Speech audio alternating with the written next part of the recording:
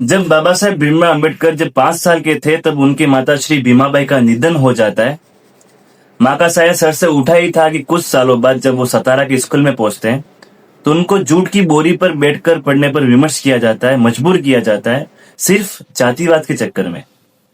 क्योंकि उस समय पे उनको अछूत माना जाता था, कोई उनको चूना तक पसंद नहीं करता था। सन 1913 में जब वो कोलंबिया यूनिवर्सिटी जाने की तैयारी कर रहे थे तब उनके पिताश्री रामजी शकपाल का निधन हो गया। वहां पर उनका एक मात्र इमोशनल सपोर्ट भी छिन गया। लेकिन अब भी इनके जीवन का सबसे भयानक दौर आना बाकी था।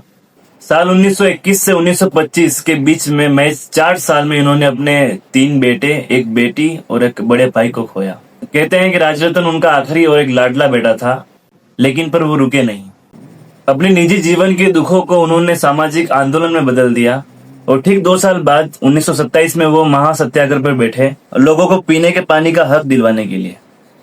साल 1935 में उनकी पत्नी रमाबाई की भी मौत हो जाती है टीबी से और वहां भी उनका 29 साल का साथ छूट जाता है।